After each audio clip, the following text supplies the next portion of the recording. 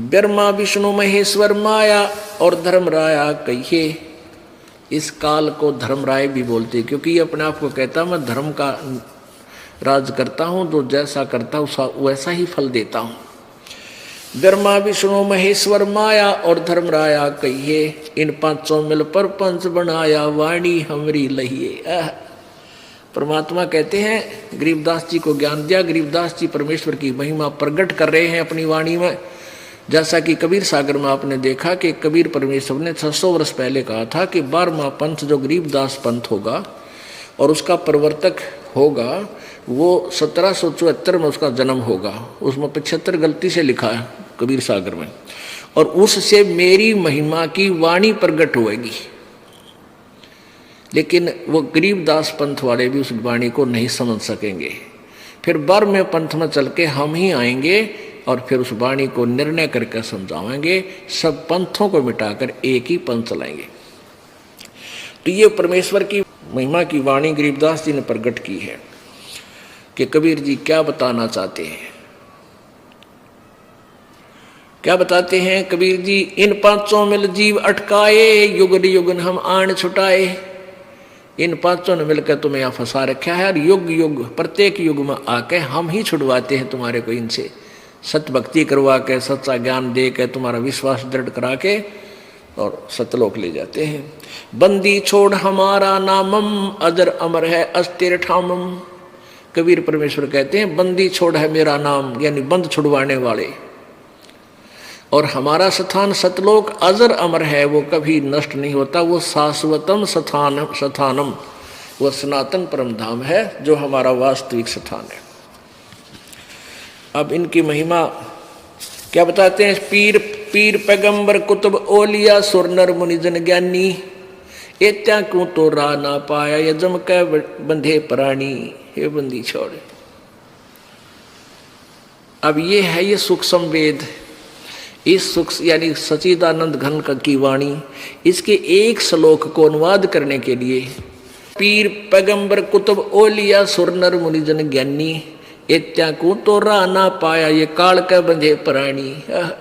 इनको तो तत्व ज्ञान नहीं मिला, ना देवताओं को, ना ऋषियों को, ना महर्षियों को। इनको तत्व ज्ञान प्राप्त नहीं था, इसलिए ये काल की ही डोर से बंधे रहे। परमेश्वर कहते हैं, कबीर जी कहते हैं, सुर नर मुनिजन 33 करोड़ी बंदे सभी निरंजन डोरी। ये काल की डोर का बंध रहे हैं, इनको यथार्थ ज्ञान नहीं है।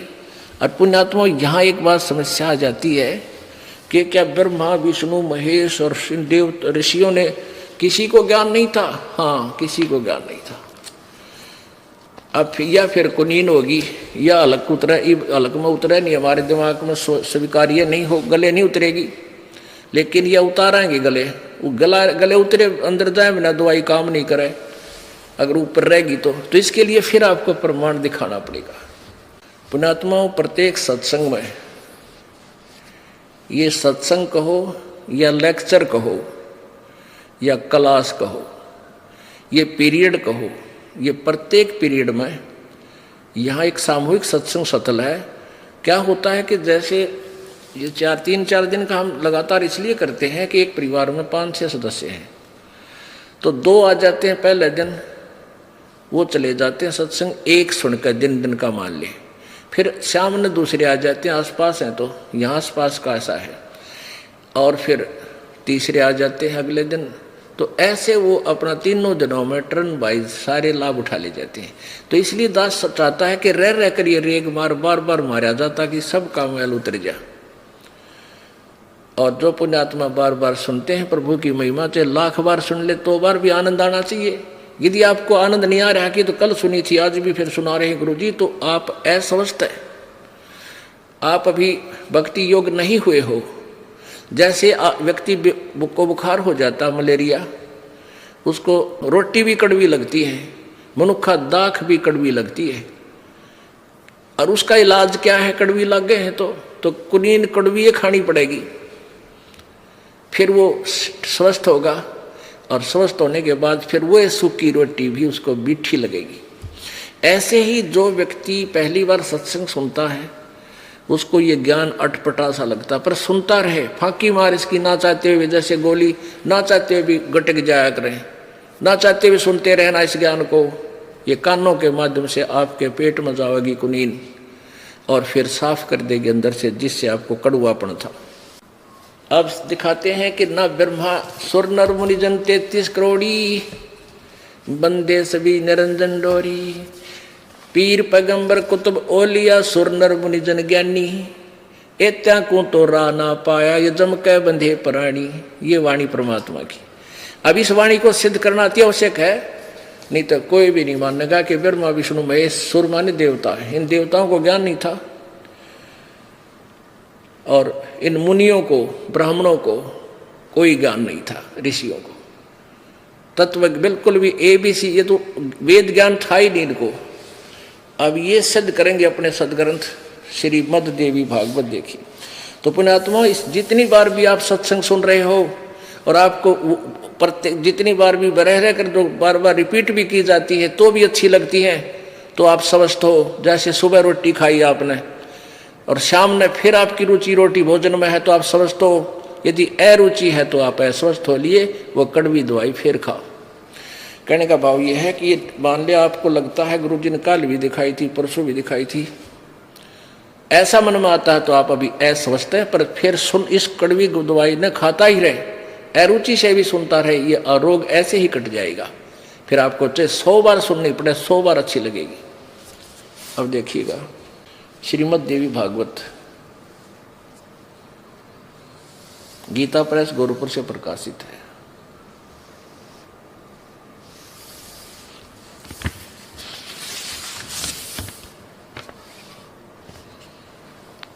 और इसके संपादक कौन है? हनुमान प्रसाद पोदार चिमन लाल गोस्वामी। ये कहाँ से छपी है? प्रकाशक मुद्रक गीता प्रेस गोरखपुर, गोविंद भवन कार्यालय कलकत्ता का संस्थान। इसके 28 पृष्ठ पर आपको दिखाते हैं। पहला सकंद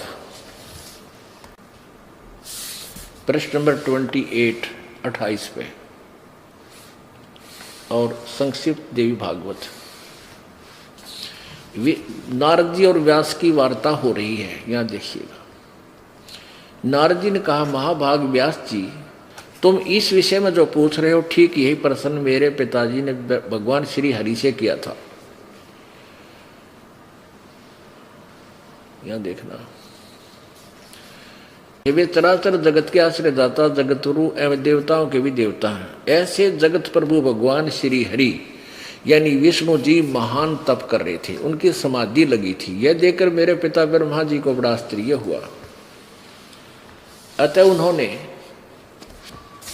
उन्होंने उनसे जानने की इच्छा प्रकट की। ब्रह्मा जी ने पूछा, प्रभु आप देवताओं के अध्यक्ष, जगत के स्वामी, भूत भविष्य एवं वर्तमान सभी जीवों के एकमात्र शासक हैं। भगवान फिर आप क्यों तपस्या कर रहे हैं और किस देवता यानी किस भगवान की आराधना में ध्यान मगन है? मुझे असीम आश्चर्य तो ये हो रहा है कि आप देवेश्वर एवं सारे संसार के शासक होते हुए भी समाधि लगाए बैठे हैं। तो विष्णु जी क्या बोले? ब्रह्मा जी के विनीत वचन सुनकर भगवान श्री हरि यानी विष्णु जी ने ये उत्तर दिया, ब्राह्मण सावधान होकर सुनो, मैं अपने मन का विचार व्यक्त करता हूँ। देवता दानव मानव सभी यही जानते हैं कि तुम सृष्टि करते हो, मैं पालन करता हूँ और संकर संहार क्या करते हैं। किंतु फिर भी वेद के पारगामी विद्वान अपनी युक्ति से यह सिद्ध करते हैं कि रचने पालने और संहार करने की यह योग्यता जो हमें मिली है उसकी अधिष्ठात्री शक्ति देवी है, दुर्गा है। वे कहते हैं कि संसार की सृष्टि करने में तुम राजसी शक्ति का संचार हुआ है, मुझ में सात्विक शक्ति मिली है और रुद्र में तामसी शक्ति का आविर्भाव हुआ है। सुवर्थ प्रत्यक्ष और परोक्ष दोनों उदाहरण में तुम्हारे सामने रखता हूँ, सुनो।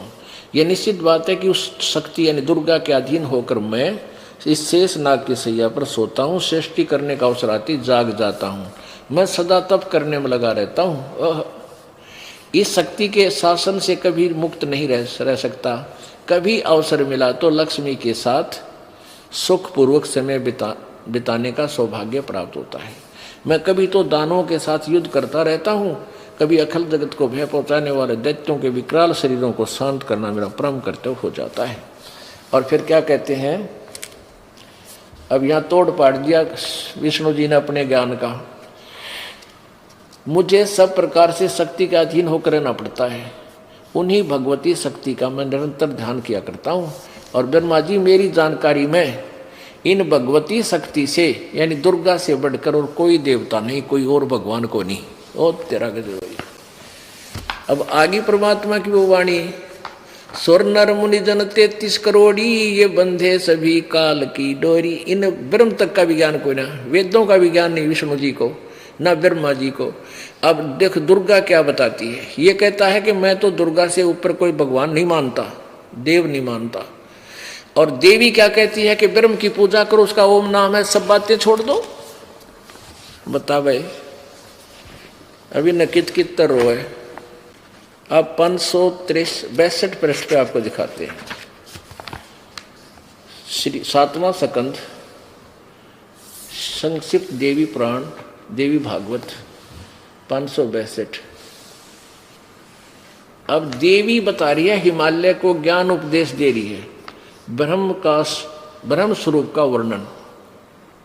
पहले ये अपनी अटकल्ला है कि मेरा ऐसी भक्ति करो, फिर कहती वो ब्रह्म कैसा है वो बताती हूँ। श्री देवी जी कहने लगी उस ब्रह्म का क्या स्वरूप है यह बतलाया जाता है, जो प्रकाश रूप सबके अत्यंत समीप में सचित, हृदय रूप गुहा में सचित होने के कारण गुहाचर नाम से प्रसिद्ध और महान पद अर्थात परम प्राप्य है। वह समस्त प्रजा के ज्ञान से परे है, अर्थात किसी की बुद्धि में आने वाला नहीं है, ऐसा तुम जानो। जो परम प्रकाश रूप है, जो सूक्ष्म से भी अत्यंत सूक्ष्म है, जिसमें संपूर्ण लोक और उन लोकों में निवास करने वाले प्राणी स्थित हैं, वही यह अक्षर ब्रह्म है। वही सबके प्राण है, वह सबकी वाणी है और वही सबके मन है। यह सब परम सत्य, ये परम सत्य और अमृत अविनाशी तत्व है। सौम्य उस वेदने योग्य लक्ष्य का तुम वेदन करो, मन लगाकर उसमें तन्मय हो जाओ। सौम्य उपनिषद में कथित महान अस्त्र धनुष लेकर उस पर उस उपासना द्वारा तीक्ष्ण किया हुआ बाण संधान करो और फिर भानुगुप्त चित्त के द्वारा उस बाण को खींचकर उस अक्षर ब्रह्म को ही लक्ष्य बनाकर वेदन करो। या मई मत बताओ है और भगवान अविनाशी परमात्मा की मंत्र बता रही है। ओम परवण माने ओम धनुष है, जीवात्मा बाण है और ब्रह्म को उसका लक्ष्य कहा जाता है। उस एकमात्र ब्रह्म को ही जाने, दूसरी सब बातें छोड़ दे। यानी ना मेरी पूजा करना ना किसी और की, केवल ब्रह्म उपासना करें। यही अमृत रूप से परमात्मा के पास पहुंचने का पुल है। यहाँ देखो, इस आत्मा का ओम के जप के साथ, परमात्मा लिखना था यहाँ पर, इस परमात्मा का ओम के जप के साथ ध्यान करो। इससे अज्ञान में अंधकार से सर्वथा परे संसार सागर समुद्र से उस पार जो ब्रह्म है उसको पा जाओगे, तुम्हारा कल्याण हो। और यहां वो क्या कह रही है, वह यह शब्द का परमात्मा आत्मा ब्रह्म लोक रूप दिव्य आकाश में रहता है, वहां स्थित है अपना आत्मा। अब इन सतयुग के ब्राह्मणों का, मुनियों का ज्ञान और देख लेते हैं। 414 पृष्ठ। परमात्मा की एक वाणी, इतना ज्ञान फैला दिया इन लोगों ने कि परमात्मा के यथार्थ ज्ञान को, सत्य को सत्य सिद्ध करने के लिए ये इतने पापड़ बेलने पड़ते हैं इस दास को, जब आप कहूँ यकीन होता है कि सचमुच कबीर जी की वाणी सच्ची है। छठा अध्याय और संक्षिप्त देवी भागवत 414 पृष्ठ। जन्मेजय ने पूछा, महाभाग किस युग में कैसा धर्म का स्वरूप है, इस संपूर्ण विषय को विशेष रूप से बताने की कृपा कीजिए। व्यास जी बोले, व्यास जी कह रहे हैं जो वेदों के राइटर हैं और गीता के और पुराणों के। राजन ये निश्चय है कि सतयुग में ब्राह्मण वेद के पूर्ण विद्वान थे और उनके द्वारा निरंतर भगवती जगदम्बा की आराधना होती थी। जय हो। और वे भगवती का दर्शन करने के लिए उनका मन सदा ललायित रहता था। वाह रे वाह। आलियावड़ सतयुग के ब्राह्मणा का और वेद के पूर्ण विद्वान थे, दुर्गा की पूजा करते थे। और दुर्गा कह रही है वो तो ओम का जाप करो, बाकी सब छोड़ दो। और वेद यही कह रहे हैं और गीता यही कह रही है, गीता जी कि वो खुद कहता है कि मेरा तो एक ओम मंत्र है और कोई देवता की पूजा मत करो, किसी देव की पूजा मत करो यदि तुम्हें कल्याण चाहिए। अगर आप ये वीडियो YouTube पर देख रहे हैं तो हमारे चैनल को सब्सक्राइब करें और बेल आइकन को दबाना न भूलें। अगर आप Facebook पर ये वीडियो देख रहे हैं तो हमारे पेज को लाइक करें।